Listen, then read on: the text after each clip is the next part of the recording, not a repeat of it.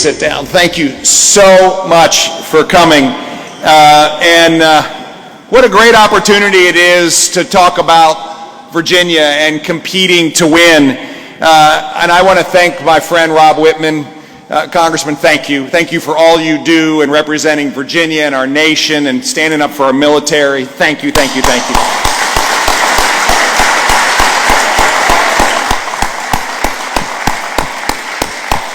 I also know that there's a number of folks here from our General Assembly, and there's more showed up that are on my list. And so if I could just get everybody to stand up and just raise your hand. You're one of our delegates, our senators. You guys are amazing.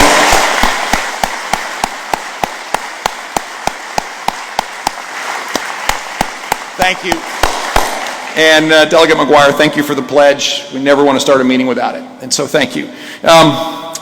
It is hard to believe that just last week we hit the 1-year anniversary of this administration, and I meet folks, and I just met this gentleman over here who takes care of this great facility, and I said, "How long have you worked here?" And he said, "Oh, a few months." And I said, "Well, I just hit my 1-year mark."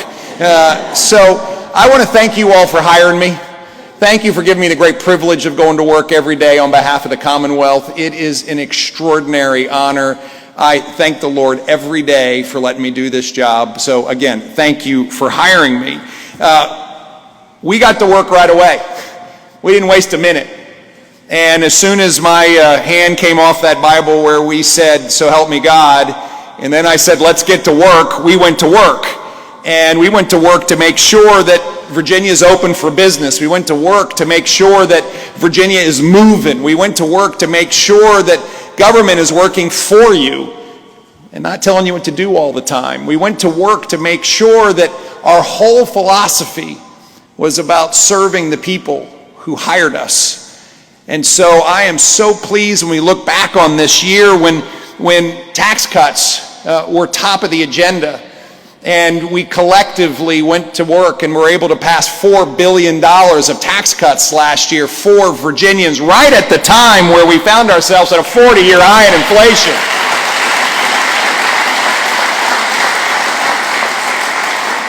Right when that silent thief is doing his most dangerous work of making it hard for Virginia families not to just make ends meet, but they're all of a sudden finding that they're having to go without.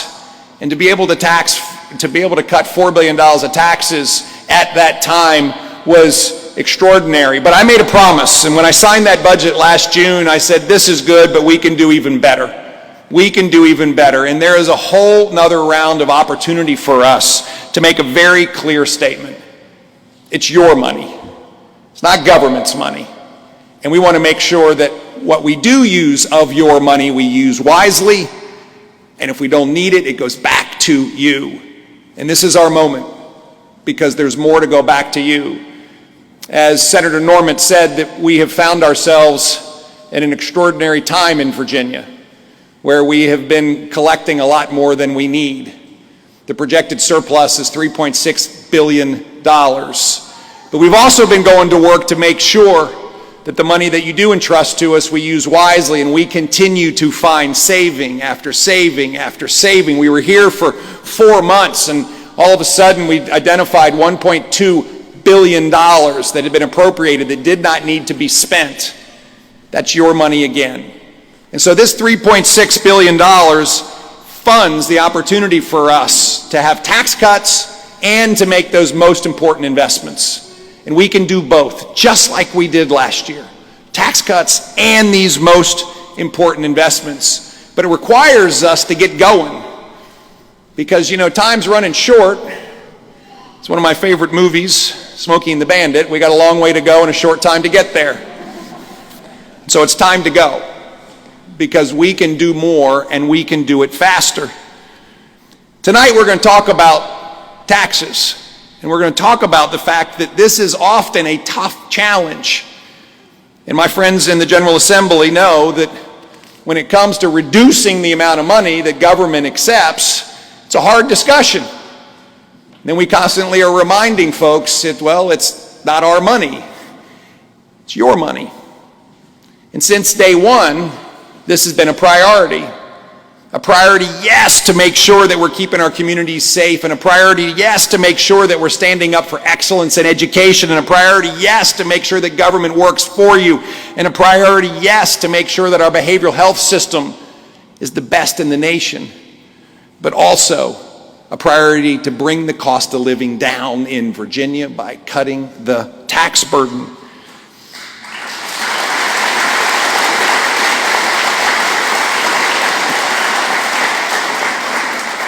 I mean, Virginia can, will, and must be the best place to raise a family, the best place to work, the best place to live in America, and therefore it has to be affordable.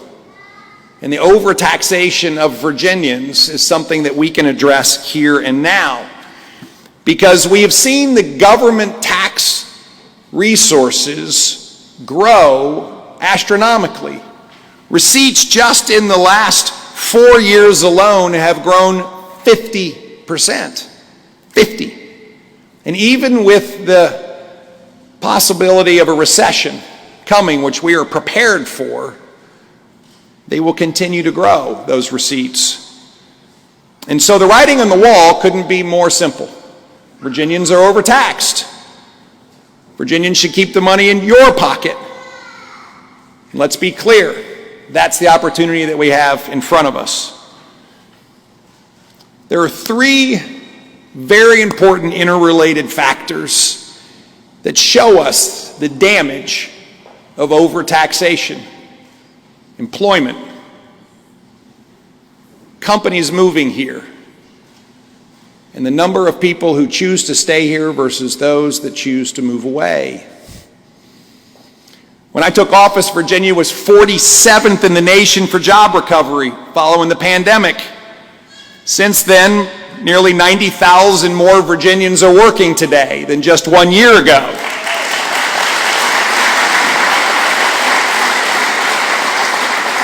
And while that places us in the top 20, I don't like being in the top 20. I want to be number one. I want to be number one. We still have 125,000 Virginians who are not working that were working prior to the pandemic. We got to get them back to work. And yet we look at states, particularly to the south of us, the ones that we compete most with, North Carolina, South Carolina, Tennessee, Georgia, Florida, Texas. They, in fact, are ranked in the top 10 in job recovery. They've not only recovered all of their jobs, but 1.6 million more jobs. 1.6 million more jobs. Job growth has been a challenge in Virginia historically. The last 10 years, from 2010 to 2019, right before the pandemic, we were 25th in the nation in job growth. That's very mediocre.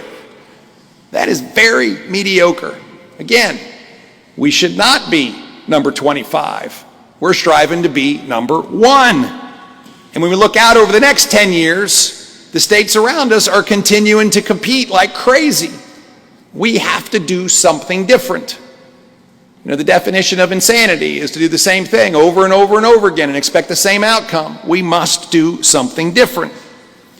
Companies make decisions every day about where they're going to domicile, where they're going to make their next investment.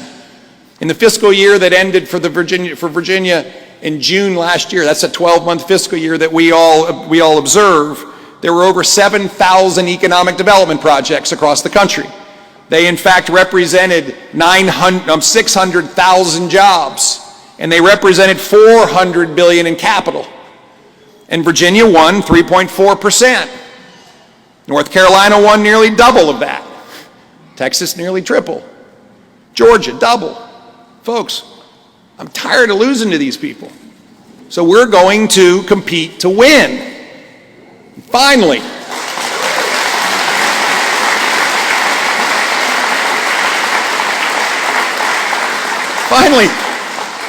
the number one measure to me is people who live here who want to stay here. And the sad reality is, for 9 years straight, more Virginians have chosen to move away than people have moved here from the other 49 states. That's called net out migration. And in fact, just in the last year, over 20,000 people moved from Virginia, more than people moved to Virginia from the other 49 states. And the state just south to us had nearly 100,000 net pickup. We're over 20,000 net out. They're 100,000 net in. Friends, that's not winning. I want to make it hard for Virginia families to choose to leave. I want them to have the best jobs, the best education, the safest communities, lowest cost of living.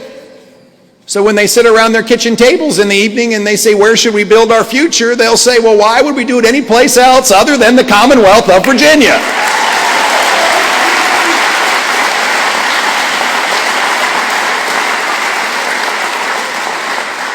So we started asking the basic question, why? Why are people moving away? And the simple answer is Virginia's too expensive, and the most pressing part of that is taxes. Taxes. You see, the states below us started lowering their taxes. North Carolina, Georgia, Tennessee, they went to work to lower their taxes. South Carolina, Florida, Texas already had some low taxes.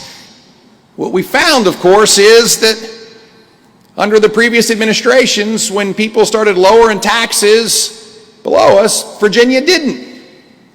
We held strong, collecting as much money that belongs to you as we possibly could in this great Commonwealth. Well, friends, that needs to stop. When I signed $4 billion in tax cuts last June, I promised we'd be back, and yes, we are back. To compete to win, to keep Virginians here, to bring people from other states, to have businesses who are here expand here, to have businesses that are located other places to come here, we in fact must cut our taxes. That is going to give us a big advantage. We have so many great things about this Commonwealth. So many. We're the northernmost right-to-work state. We have extraordinary quality of life. Our universities are some of the best in the nation. Our K through 12 education is absolutely on the move to be the best in the nation again. We have a tremendous workforce.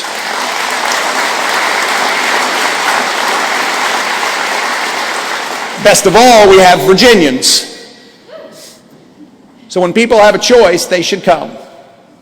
And we can move this by lowering taxes. We are going to start by lowering rates. We're going to add to that, finishing the job on the standard deduction. We're going to add to that, finishing the job to make sure that our military veterans, regardless of their age, fully participate in our $40,000 exemption from paying state taxes on their retirement benefits.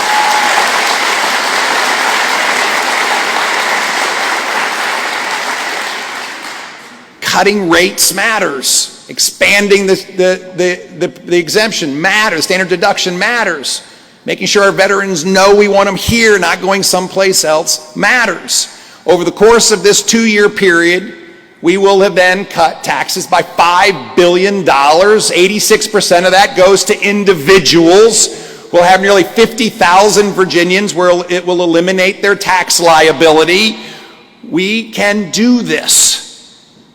For the typical Virginia family, collectively, it'll mean almost $2,000 savings. That's real money. It's real money for hardworking families at a time when they need it. And friends, when we do this, when we take a $5 billion cumulative tax reduction, $4 billion last year, another $1 billion this year, we lower rates, we get our standard deduction doubled, we take care of our vets, it will be a shot heard round the world that Virginia is on the move. Everybody should pay attention. Virginians here should stay. If you live someplace else, come, because it's the best place to live, work, and raise a family.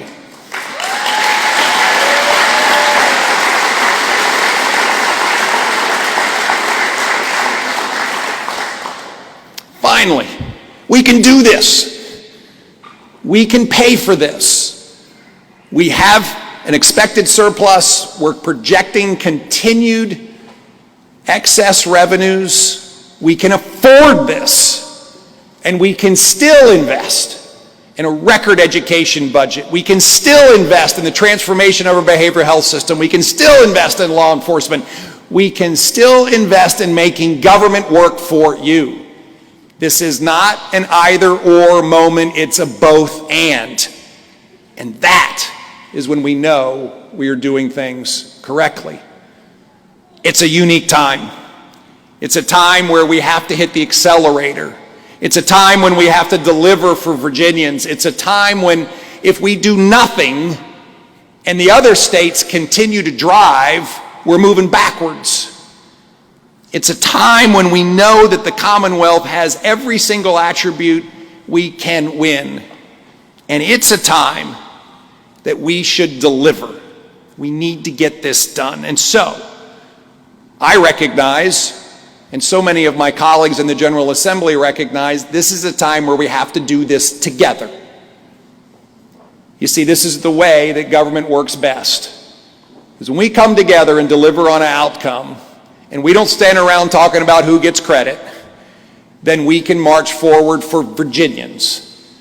And when we take action, as opposed to non-action, then Virginia is so much better.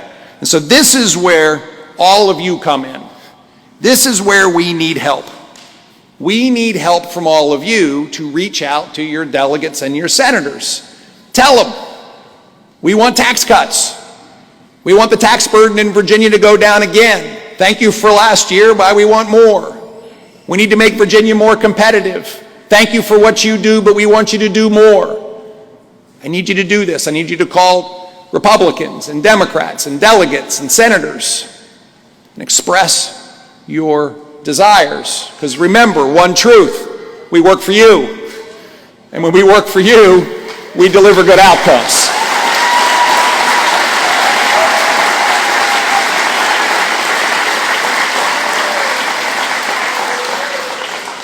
There are people who are carrying bills that are so important. You met Senator Norman. You have heard from Delegate McNamara. But I also want to ask Senator Reeves and Delegate McGuire to stand up one more time because they are carrying bills for us. And thank you for all you guys are doing.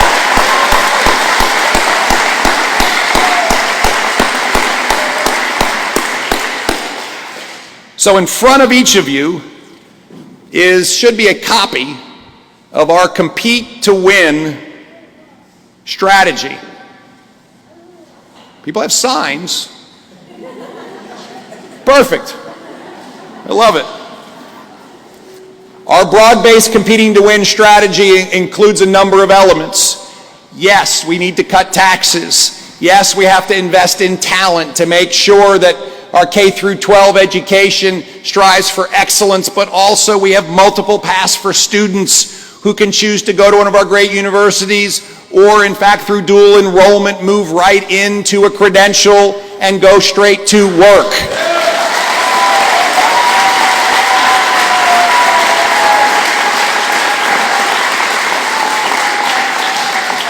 And we're going to invest in sites. Great companies can't come here unless they have a place to go.